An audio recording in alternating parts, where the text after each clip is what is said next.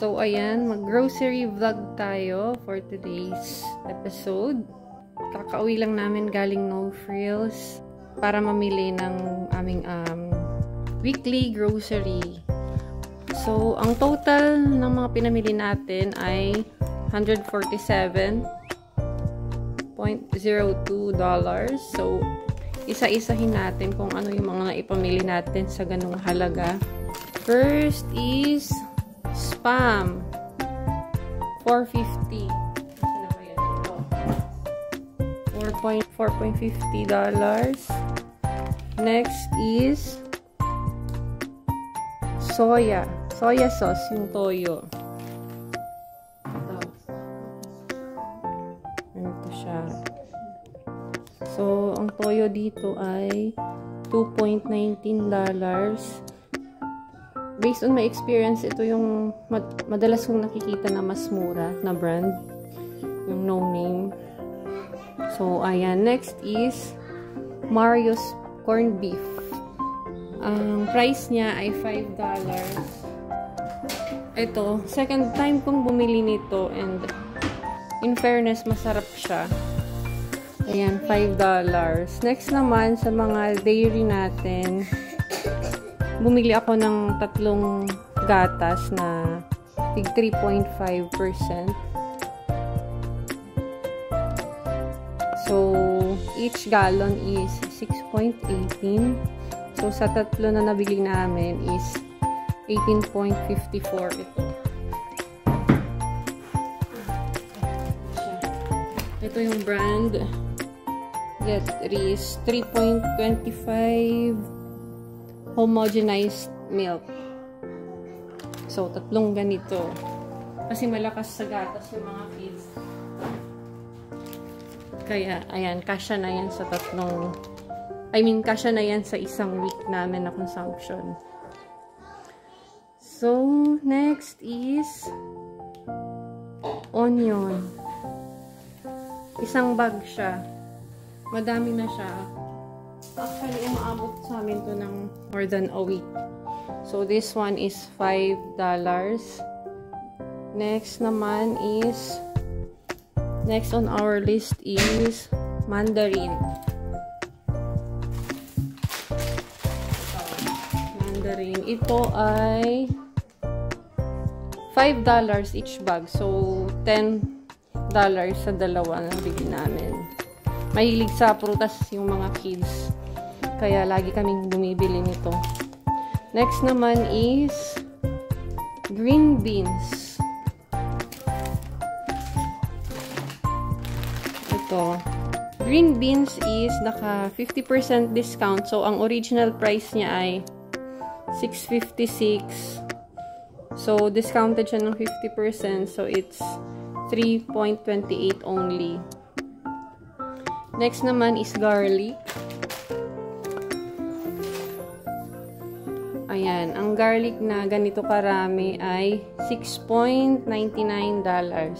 Madami na siya. Umaabot actually sa amin to ng 2 linggo.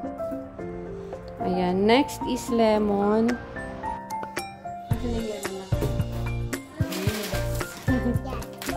Lemon. Ganito karami na bag is $5.99. Bilangin nga natin kung ilang piraso. Kasi pag nagmamarinade ako ng beef steak, lemon yung ginagamit ko. Mas malasa siya. 1, 2, 3, 4, 5, 6, 7, 8, 9. Mga more or less 12 to 14 pieces siya. So, again, ang lemon is $5.99. Next natin is mahulog yung banana, anak, ha? Ito, apples. Magkano ba to? Pink Lady Apple, yung ganitong isang bag is $9.99. So, i-count na. Can you count na how many apples are this? 1, 2, 3, 4, 5, 6, 7, 8, 9, 10. Sige na, kaya mo yan. 12, 13, 14. 14. So, ayan, madami na rin naman siya. 14 pieces na lady apple. Next natin is strawberries. 4.99. Asa na ito? I love strawberries. Ayan, ang favorite ni ate. I love strawberries Oo. because they are red and I love berries. I love bananas because So, I love tingnan natin kung ilang pounds to.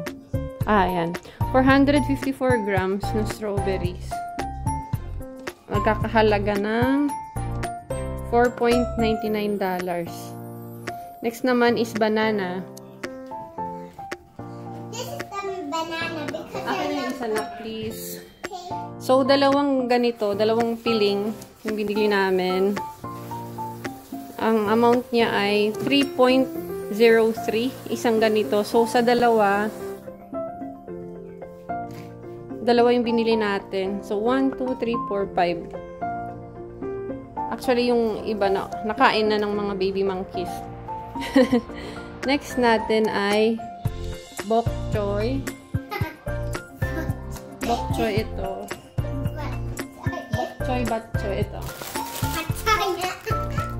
Ayan, 454 grams na bok choy. Masarap to ihalo sa ginisa na liver.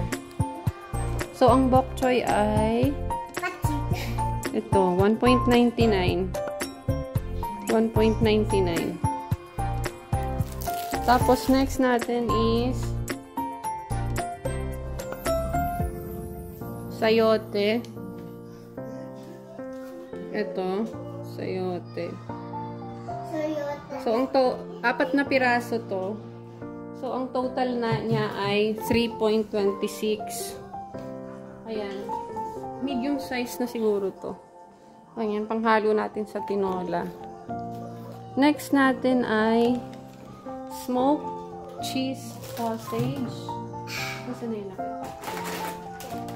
For 900 grams is $10. Ayan, $10. Next is chicken leg. Chicken leg is $11.75. So, ito yung net weight niya, 1.400 kilograms. Next natin ay liver. Ayan, bumili tayo ng ganito. This is a beef liver sliced. $7.11 siya. So, ayan, halos kalahating kilo. Mahigit kalahating kilo for $7.11. So, dalawa yung binili natin na ganito. Ayan, kasi favorite din ito ng mga kids. Tsaka namin ni daddy. Next natin is chicken fillet. $15. So, ito. Chicken breast na part. Skinless. Yung weight niya is 902 kilograms. Ayan, for $15.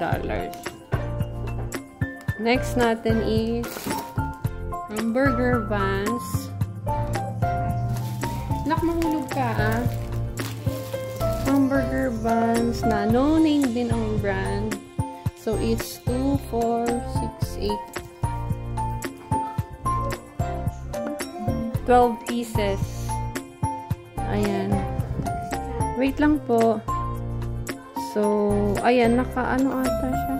Naka-sale. Okay. So, $1 lang siya.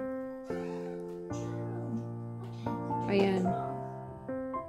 So, next natin is Wonder Bread. Ayan. Wonder Bread. Tasty bread. Ang price niya ay $2.49. Then, last is coffee filter cone kasi na-misplace yung ganito namin nung naglipat kami. So, hindi ko pa na-vlog na naglipat kami, pero same building apartment lang. Ayan, bumili ulit si daddy. Nakugasan mo muna yung strawberry, nak, ha? So, ang coffee filter ay $2.50. So, plus GST,